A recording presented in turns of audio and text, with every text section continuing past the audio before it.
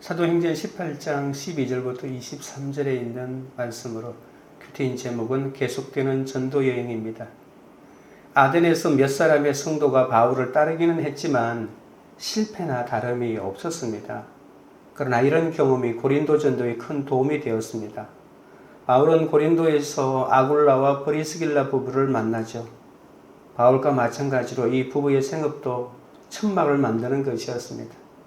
바울은 아굴라와 브리스길라 부부의 권면에 힘입어서 날마다 강론하고 권면하여 구원을 위해서 더 열중할 수가 있었습니다.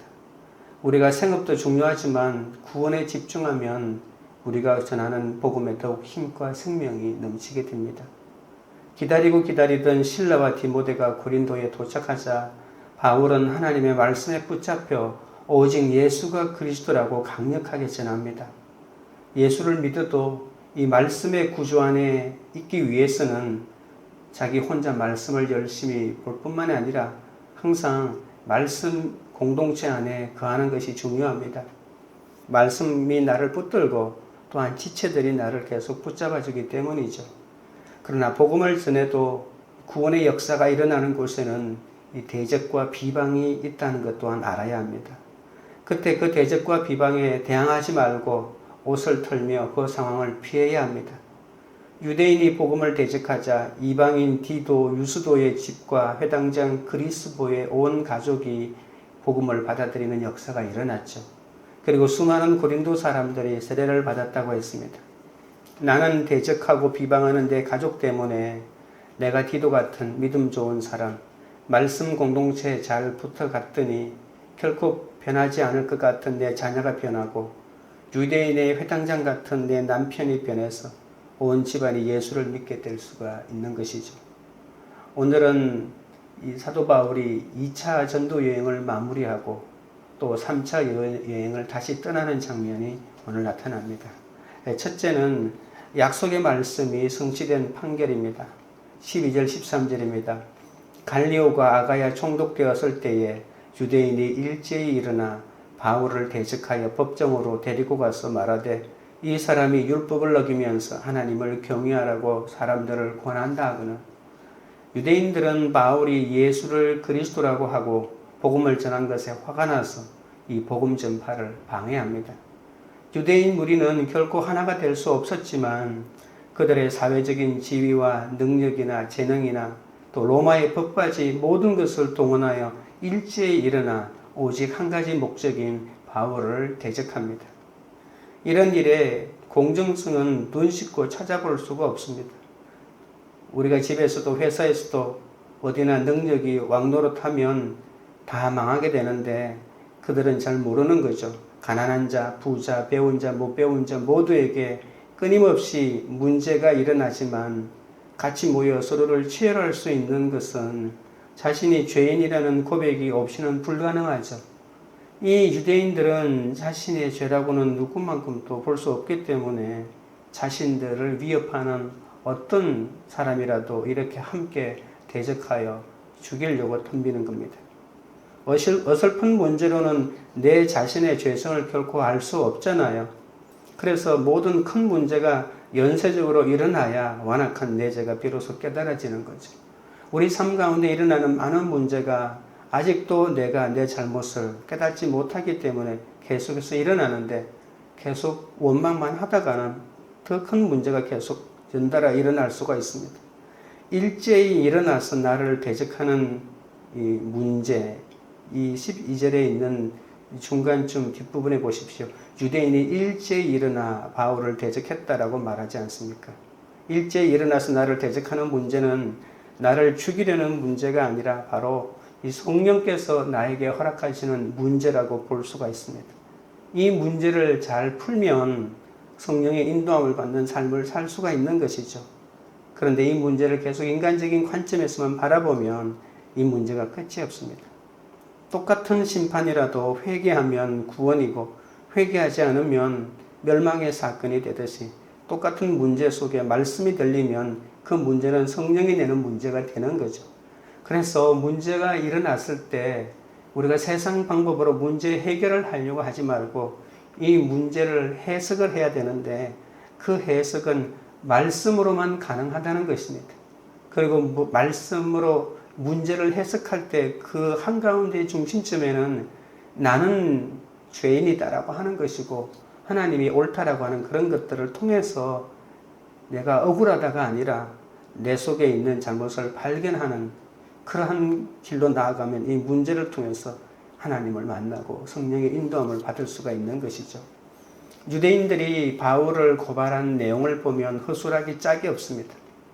이처럼 나를 죽이려고 일제히 덤벼드는 수많은 문제를 살펴보면 대단한 문제가 아닙니다.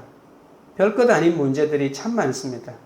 그냥 나한테 말 한마디 기분 나쁘게 한 것 같다라고 하는 그 느낌, 나를 보는 눈빛이 이상하다라고 하는 그것 때문에 관계가 틀어지고 내가 무시당하는 것 같다, 나를 무시하는 것 같다, 그런 것 때문에 그 사람에 대한 미움을 멈출 수가 없을 때가 있거든요.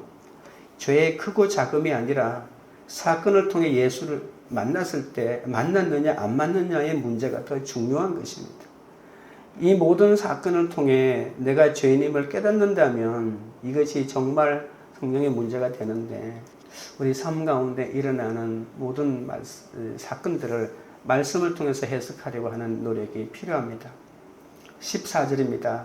바울이 입을 열고자 할 때에 갈리오가 유대인들에게 이르되 너희 유대인들이 만일 이것이 무슨 부정한 일이나 불량한 행동이었으면 내가 너희 말을 들어주는 것이 옳거니와 바울은 자신 때문이 아니라 전도한 사람들과 고린도에서 이제 막 믿게 된 지체들과 아가야와 마케도냐에 세웠던 교회들을 위해서 입을 열어 말하려고 했던 것입니다. 개인적인 입장으로서는 그래 원래 복음을 전하면 이런 비방을 받으니까 나 혼자 당하면 되지라고 아무 말 안 할 수는 없지만 자기를 보고 있는 새롭게 믿게 된 사람들에게 변론을 해야 되기 때문에 입을 열어 말하려고 했던 것입니다. 그런데 이때 생각하지도 못한 아가야 총독 갈리오가 정치적인 문제와 종교적인 문제를 구별하면서 바울의 고소는 법정에서 해결할 문제가 아니다라고 하면서 바울을 대신하여 대답해 줍니다. 이처럼 나의 울음을 증명하려고 입을 여는 것이 아니라 다른 사람의 구원을 위해서 입을 열려고 할 때 하나님께서 대신 말할 사람을 준비해 주신다는 것이죠. 갈리오는 네로의 가정교사였던 철학자 세네카의 형제로서 침착하고 공정했던 인물로 알려져 있습니다. 이 갈리오가 놀랍게도 이 소송을 기각하고 바울의 무죄를 선언하고 유대인들을 법정에서 다 쫓아내버립니다. 이것이 중요한 것은 앞으로 중요한 하나의 판례로 남게 되거든요. 계속 바울을 매맞게 하시고 옥에 갇히게 하시고 또 어떨 때는 이번처럼 무죄로 판결이 나게 하십니다.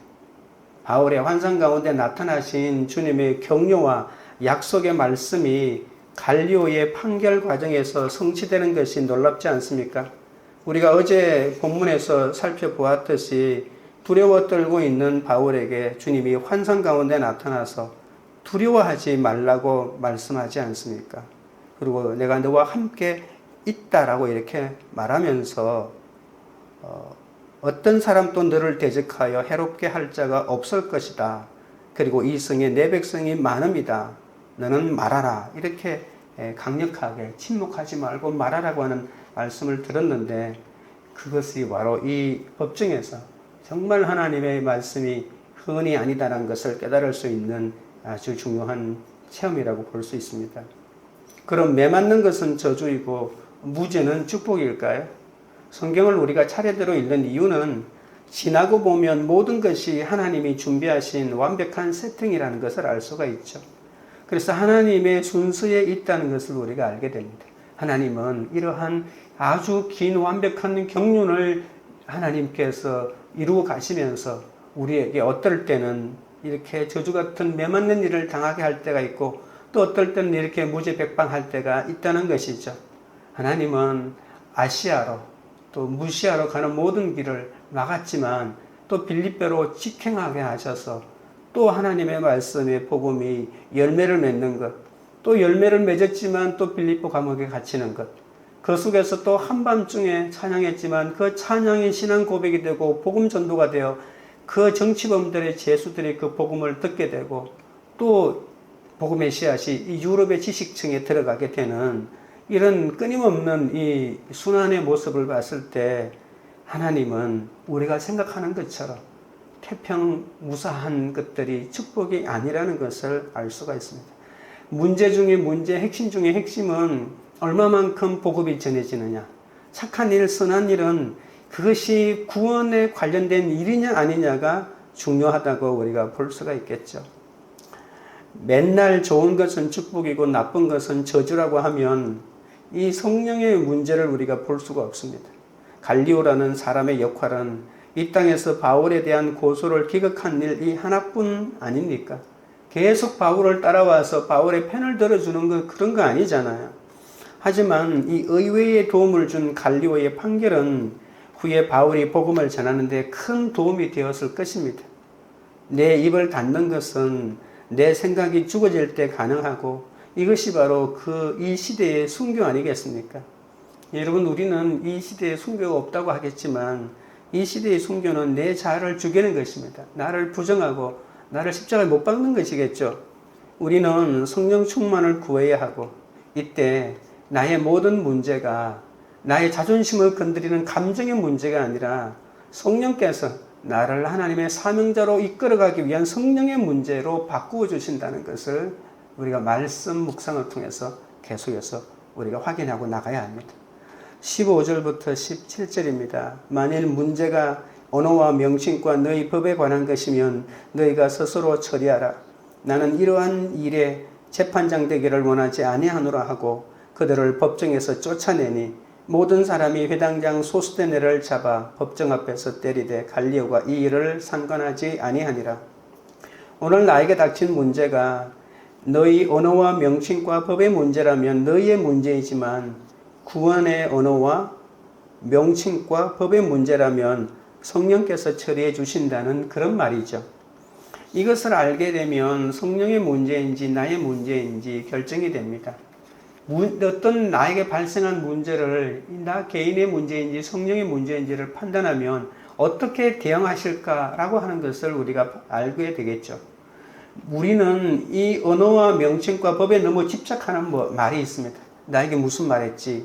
나에게 뭐라고 이렇게 하지? 너무 이렇게 사소한 것에 집착하면 이 문제는 그냥 나의 감정의 문제에 불과합니다. 아무리 내가 다른 사람에게 나는 맞다, 그 사람은 틀렸다고 해서 그 사람이 동의를 해주는 것 같아도 그냥 나는 내 감정의 문제에 불과한 것이죠. 단어 하나에 이혼하고 말 한마디에 이혼하고 명칭 하나에 분을 품고 말 한마디, 기도 한마디에 교회를 떠나기도 하고 불합리하다고 생각하는 법 하나에 분노가 폭발하기도 합니다. 이 세상은 공정하다 할 것이 하나도 없지 않습니까? 오직 예수님만이 공정할 수 있는 거죠. 이것은 정말 완벽한 객관적인 진리로 공정하다고 하는 것도 시대가 지나고 상황이 지나버리면 이것이 옳은 것이 아니구나라고 하는 것을 우리가 나중에 알게 되는 것들이 있지 않습니까? 따라서 우리에게 닥친 문제가 구원의 문제임을 깨닫는 것이 지혜이고 이 성령의 문제가 되는 것이죠. 그래서 구원과 연관시키는 것입니다. 그때 성령께서 온 힘을 다해 우리의 문제를 효과적으로 도우실 겁니다. 유대인들은 바울에 대한 원한을 갚지 못하니까 회당장 소스데네를 잡아서 때리며 그에게 대신 분풀이를 하고 있습니다. 이처럼 주의 약속은 어떠한 위태로운 상황에서도 신실하게 이루어지는 것을 다시 한 번 더 볼 수가 있습니다. 적용 질문 드립니다. 위기 상황에서 약속의 말씀을 의지함으로 나보다 앞서 도우시는 주님의 은혜를 경험한 적이 있습니까? 둘째는 하나님의 뜻이면 돌아오리라입니다. 18절입니다. 바울은 더 여러 날 머물다가 형제들과 작별하고 배 타고 수리아로 떠나갈새 브리스길라와 아굴라도 함께 하더라. 바울이 일찍이 서원이 있었으므로 갱그리아에서 머리를 깎았더라. 고린도에서 충분히 머물며 복음을 전한 바울은 수리아 안디옥으로 돌아가려고 합니다. 이 수리와 안디옥은 원래 이 안디옥 교회가 있었던 선교 여행의 출발지였죠. 다시 이제 선교 여행을 모두 마치고 이제 돌아가려고 합니다. 성령의 문제로 주신 법정 사건을 통과한 바울은 고린도에서 여러 날 더 머물다가 형제들과 작별하게 되죠. 모든 것을 갖추고 엄난하기까지 한 이 고린도에서 전도하는 일이 바울에게는 쉽지 않았고, 게다가 유대인들이 일제히 일어나 바울을 죽이기 위해 고발까지 했습니다. 여기가 이스라엘 아니잖아요. 예루살렘 아니잖아요. 먼 타국 땅이잖아요. 다 고향 떠나 디아스포라로 온 유대인들인데 이렇게 끝까지 약을 쓰고 바울을 공격하는 것입니다. 바울은 이제껏 지나온 도시에서 늘 쫓겨다녔습니다. 그런데 가장 악하고 엄난하고 영적으로 어둡던 고린도에서 이 법정 사건이 해결된 뒤에도 바로 고린도를 떠나지는 않고 여러 날 더 머물렀다고 합니다. 그 이유는 이 갓 태어난 고린도 교회의 성장을 위해 필요한 시간이 충분히 찰 때까지 그 법정 앞에서 모두에게 얻어맞는 수모를 당한 회당장 소스데네가 교회로 들어와 구원받고 바울의 동역자로 양육될 수 있는 만큼의 시간이 필요했기 때문이지 않습니까? 나 대신 분풀이 당한 소스데네를 위로하고 그 사람을 말씀으로 세워주는 시간이 필요했던 것입니다. 바울은 단순히 전도하고 그 사람을 잊어버리는 것이 아니라 그곳에 교회가 세워지고 교회가 충분히 세워질 수 있도록 자랄 수 있는 기반을 다질 수 있도록 끝까지 최선을 다한 그런 위대한 전도자입니다. 충분한 시간을 머문 후에 바울은 고린도의 형제들과 이제는 작별하고 수리아로 귀향길에 올랐습니다. 우리도 언젠가는 떠나야 할 때가 있을 텐데 떠나는 이유는 항상 복음 때문이어야 합니다. 머물러 있는 것도 복음 때문이고 떠나는 것도 복음 때문입니다. 그러면 복음 때문에 떠나면 또 복음 때문에 하나님이 새로운 사람을 만나게 해주시는 거죠. 십자가를 잘 지고 인내하면 이러한 영적인 진실성이 드러나고 이를 증명하기 위한 충분한 시간이 되었을 때 성령께서 떠나라고 너무나도 아쉽지만 떠날 작별을 또한 해주시는 거죠. 바울은 예루살렘으로 돌아가기 위한 이 항해를 하기 전에 그는 서원을 지키고자 갱그리아에서 머리를 깎습니다. 여러분, 갱그리아는 고린도는 약간 항구 도시라기보다는 약간 내륙에 조금 들어가 있고 이 고린도 지역의 항구 역할을 했던 것이 바로 이 갱그리아입니다. 그러니까 지금 우리나라로 따지면 인천 같은, 서울에 대한 인천 같은, 그래서 배를 타고 항해할 때 항상 갱그리아의 나와에서 움직이거든요. 거의 붙어 있는 도시라고 볼 수 있습니다. 이 갱그리아에서 머리를 깎았다고 합니다. 한 사람이 머리 깎는 것이 뭐가 그리 중요하다고 성경에 기록되었을까라고 생각할 수가 있겠죠. 더구나 바울은 우리가 알려진 거의 대머리입니다. 머리 조금밖에 없어요. 누가가 이것을 기록한 이유를 성경에서 찾아보면 바울은 나시린으로 서원을 했다는 것을 알 수가 있죠. 나시린들은 자신을 구별되게 하나님 앞에 바쳤다는 그런 거죠. 그래서 서원을 시작하면 머리를 안 깎습니다. 이 서원이 끝나는 그 시간을 정해놓고 나시린이 되는 거죠. 내가 언제까지, 내가 1년 동안 예를 들면 어떤 하나님한테 서원을 하고 그것을 지키겠습니다라고 하면 그때까지 머리를 안 깎고 그 약속의 기간이 끝날 때 그 머리를 밀고 그 머리카락을 화목제물을 드릴 때 그 밑에 함께 두는 것입니다.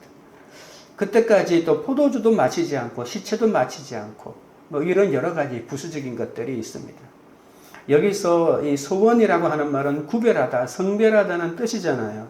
하나님께서 이스라엘에게 명하신 제사의 종류는 번제가 있고 소제, 속죄제, 속건제, 그리고 화목제 이렇게 5가지가 있는데 그 중에 화목제는 지금까지 하나님의 은혜가 너무 감사해서 마음으로 서원하여 감사와 찬양이 터져 나오는 것을 말하고 그때 드리는 제사거든요. 그래서 이 서원도 일종의 화목제의 하나고요. 죽어야 할 나를 위해서 흠없는 제물이신 예수 그리스도를 보내주심으로써 우리에게 완성된 구원을 허락해 주신 이 하나님의 은혜가 감사해서 드리는 제사입니다. 그래서 성경적인 서원은 야곱의 11조나 또 너무나도 안타까운 일이지만 입다의 번제물 같은, 그래서 딸을 바치잖아요. 이런 일종의 약간 조건부가 아니라 어떤 완성된 사건이 감사해서 자원하여 나를 드리는 것입니다. 말씀을 이루기까지 내가 포도주를 가까이 하지 않고 더럽고 음란한 것들을 만지지 않고 머리를 깎지 않겠습니다. 거룩하게 살겠습니다. 뭐 이런 결단인 것이죠. 이런 이 약속된 기간 동안에 하나님이 자신을 지켜주신 것에 대하여 감사해서 바울이 자신을 다 드릴 수는 없으니까 자신의 삶을 이 머리카락을 베어가지고 그것이 자신인 것처럼 하나님의 제단 앞에 내려놓는 것입니다.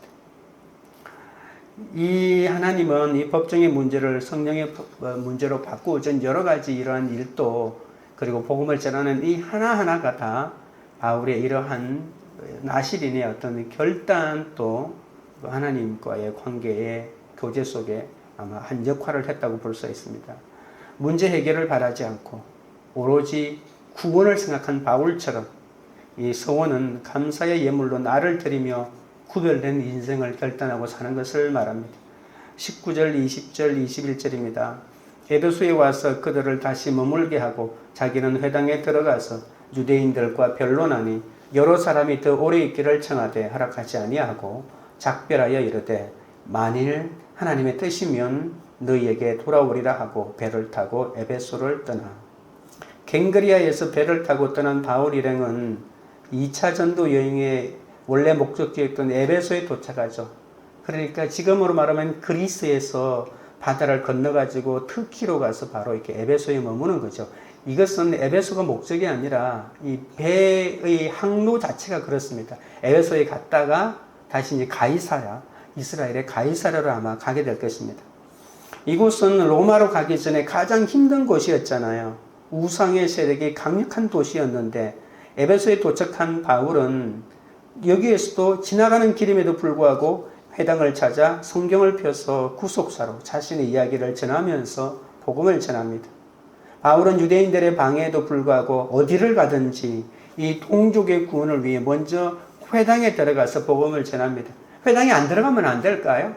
왜냐하면 회당에 들어가면 유대인들이 이렇게 발악을 하고 이렇게 죽이려고 덤비니까 아니 회당 안 가고 유대인들을 만나면 되는데 그러나 바울은 도시를 방문할 때마다 회당에 들어가서 그 유대인들을 대상으로 먼저 복음을 전하는 그 집념을 볼 수가 있습니다. 그 복음을 듣고 설득이 된 여러 사람이 더 오래 머물러 있기를 간청했지만 바울은 거절합니다. 지금은 이 에베소에 머물고 있을 때가 아니거든요. 에베소는 바울이 3차 전도 여행 때 핵심적인 역할을 하는 건데 지금은 때가 아니라고 바울은 생각했던 것이겠죠. 만일 하나님 뜻이면 다시 돌아올 것이다 라고 이렇게 21절에 이렇게 말하면서 작별합니다. 이 말의 시제가 능동태 미래형으로 막연한 것이 아니라 앞으로 반드시 이루어질 것에 대한 바울의 서원과 각오와 의지가 담긴 표현이라고 말할 수 있겠죠. 그래서 바울은 내가 3차로 다시 올 때 이 에베소에서는 반드시 놀라운 복음을 전하겠다, 다시 오겠다 이런 의지가 담겨 있다고 볼 수 있죠. 성령의 서원을 한 바울은 그동안 자신의 실패와 연약함과 이 두려움의 한계 가운데서도 빌립보, 데살로니가, 고린도의 교회가 세워지는 것을 보면서 자신의 의지보다 하나님의 뜻을 조금씩 앞에 두기 시작했고 자신의 모든 바람과 소원보다 하나님의 뜻을 먼저 구했던 것이죠. 그래서 이 상황이 돌아가는 것을 보면 하나님이 나에게 지금 떠나야 할 때인지 머물러 있어야 할 때인지를 판가름할 수 있었던 것이죠. 빨리 작별하고 싶었던 고린도에서는 더 여러 날 머물렀지만 처음부터 오고 싶었던 에베소에서 더 오래 있기를 청하는 여러 사람이 있는데도 불구하고 아마 이 사람들이 부자이고 더 많은 혜택을 바울에게 줄 수 있는 사람이었을 텐데도 불구하고 지금은 작별해야 될 때입니다 라고 이렇게 하고 있는 것입니다. 구원보다 이익이 목적이 되면 분별이 안 됩니다. 내가 가야 할 때인지 있어야 할 때인지. 그런데 내 속에 있는 자그마한 이익이 목적이 아니라 구원이 목적이 되면 이 하나님의 판단을 할 수가 있는 것이죠. 하나님의 뜻은 그의 몸인 교회 안에서 지체들과 함께 말씀을 읽고 생각하고 해석하고 적용할 때인 것을 알 수가 있게 되는 거죠. 우리가 이혼이나 또 어떤 문제의 중독은 구원과 정반대로 가는 것이기 때문에 그것과 작별해야 되지. 하나님이 나에게 허락하신 배우자와 작별하는 것은 하나님의 뜻이 아닙니다. 죄를 보는 공동체에서 날마다 나도 죄인, 너도 죄인이라고 이렇게 자신의 죄를 고백하는 것, 절대로 남의 죄를 고백하지 않습니다. 큐티는 내 죄를 보는 것, 나의 세상의 가치관을 보는 것이라고 하니까 남의 죄를 보는 것인 줄로 착각하는데, 그러면 다툼밖에 더 나겠습니까? 자기 죄만 보고 자기 죄만 말하는 것입니다. 우리의 가는 길도 항상 말씀으로 인도함을 받으면 주님의 길에 따라 떠나기도 하고 머물기도 해야 하는 것이죠. 말씀으로 내 죄 보는 것, 이것이 지금 빨리 초대교회, 이 초대교회 바울이 제시하는 이 대안적인 교회의 모습을 보여주고 있습니다. 적용 질문 드립니다. 내가 더 머물고 싶어도 하나님의 뜻에 순종하여 떠난 적이 있습니까? 떠나고 싶어도 더 머물러야 할 곳은 어디입니까? 셋째로 모든 제자를 굳건하게 하니라입니다. 22절입니다. 가이사랴에 상륙하여 올라가 교회의 안부를 물은 후에 안디옥으로 내려가서, 바울은 고린도에서 출발하여 갱그레아 그리고 에베소에 도착하여 잠시 머무른 다음에 다시 배를 타고 지중해를 가로질러 가이사랴에 도착합니다. 가이사랴를 거쳐 예루살렘으로 올라가 6월절까지 지냈죠. 그래서 사도 바울은 가는 곳마다 이 전체 교회를 세우기 위해서 또 교회에 어떻게 이 예루살렘 교회와 또 이방인 선교지에 세워진 교회를 이렇게 하나로 연결시킬 것인지, 또 지도자들을 만나서 교회의 안부를 묻고 또다시 안디옥으로 내려가서 자신을 파송한 안디옥 교회에서 2차 전도 여행 전반에 대한 선교 보고, 이 사역 보고를 함으로써 여행을 마치게 됩니다. 바울은 육지와 바다로 이동한 거리가 대략 4,500km 정도 되었고요. 3년 이상 걸린 긴 여행이었습니다. 23절입니다. 얼마 있다가 떠나 갈라디아와 부르기아 땅을 차례로 다니며 모든 제자를 굳건하게 하니라. 이 23절이 바로 3차 전도 여행의 출발입니다. 그런데도 안디옥에서 오래 머물지 않고 앞서 2차례 전도 여행 때 세운 갈라디아와 부르기아 지방의 여러 교회를 신방하기 위하여 3차 전도 여행까지 떠났습니다. 2차 전도 여행 때 성령께서 막았잖아요. 부르기아와 갈라디아 지역에 못 가게 했는데, 이제는 그 지역까지 가서 다시 방문하여 모든 제자를 굳건하게 했습니다. 바울은 오랜 기간 여러 도시를 다니며 다양한 사람들을 만났고, 또한 각종 고난과 핍박도 받았습니다. 그러면서 인생이 얼마나 연약한지, 우리 믿음이 얼마나 흔들리기 쉬운지를 깨달았던 것이죠. 이런 흔들림을 멈추게 할 것은 오직 주님의 말씀밖에 없다는 것을 너무나도 잘 알고 있었기 때문에, 그 말씀으로 그들을 굳건하게 세우기 위해서 바울은 또다시 작별하고 양육의 3차 여행을 떠났던 것입니다. 지금 큐티책이나 성경이나 인터넷 통해서 수많은 설교를 들을 수 있는 이 시대가 아닙니다. 무엇이 믿음의 기준인지 하나도 알 수 없는 그런 상황이지 않았습니까? 이 바울의 작별은 힘든 일을 피해서 안전한 곳으로 도망하거나 숨기 위한 떠남이 아닙니다. 믿음이 흔들리는 지체를 굳건하게 세워주기 위해서 사명의 자리로 다시 돌아가는 떠남이고, 이것이야말로 성령의 작별인 것이죠. 인간의 작별은 끝과 마지막이지만, 성령의 작별은 새로운 사명의 시작이요 처음입니다. 우리는 인간의 작별을 멈추고 성령의 작별을 해야 합니다. 그러기 위해서 믿음의 공동체 안으로 돌아와야 하는 것이죠. 바울은 여행 기간에 주께로 인도한 사람들과 자신의 세운 사람들, 교회들을 이렇게 계속 점검합니다. 우리도 복음을 전하는 것만으로 그치지 않고 주님을 영접한 자들의 믿음이 자라도록 그들을 지속적으로 양육하고 격려해 나가야 합니다. 적용 질문 드립니다. 내가 복음을 전한 사람들의 믿음이 자라도록 지속적인 양육과 격려로 그들을 돕고 있습니까? 기도드리겠습니다.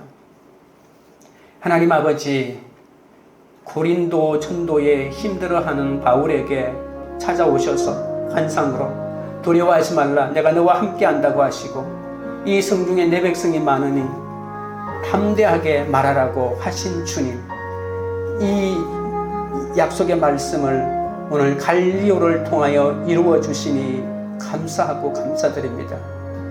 아버지 하나님, 그러나 나는 약속의 말씀을 따라 복음을 전하다가 방해를 받고 힘들어지면 낙심할 때가 얼마나 많았는지 모릅니다. 용서하여 주시옵소서. 문제가 없는 것이 문제가 아니라 아버지 하나님, 문제가 있는 것이 문제가 아니라 문제가 없는 것이 문제라고 하셨습니다. 나에게 닥친 문제가 구원의 문제임을 깨닫는 지혜를 허락하여 주시옵고, 이 모든 문제가 성령의 문제가 되도록 인도하여 주옵소서. 어떤 위기 상황에서도 끝까지 약속의 말씀을 의지하고 갈 때 나보다 앞서 도우시는 주님의 대적들을 물리쳐 주실 것을 믿습니다. 나의 원함이 아니라 주님의 뜻에 순종하여 떠나거나 또는 머물기를 원합니다. 내가 아무리 더 머물고 싶어도 오로지 하나님의 뜻에 순종하여 말씀으로 인도를 받으며 주님의 뜻에 따라 나아가고 머물게 하여 주시옵소서. 성령의 작별은 이기적인 한계에서 떠남이고 새로운 시작이라고 하셨습니다. 연약함으로 흔들리는 사람을 그 연약함에서 멈추게 하는 주는 오직 말씀밖에 없다는 것을 안 바울처럼 아버지 하나님, 교회와 다시 작별하고 양육의 3차 여행을 떠난 바울처럼 내 삶의 안위를 위하여 안전한 것으로 숨는 것이 아니라 오로지 복음을 영접한 사람들이 계속 말씀 속에서 자라도록 돕기 위하여 지속적으로 양육하며 격려하는 것이 내 사명임을 깨닫게 하여 주옵소서. 광기 우리들 교회가 자기 죄를 보는 차별 없는 공동체 의식으로 세계적인 대안이 되는 구원 공동체가 되도록 역사하여 주시옵소서.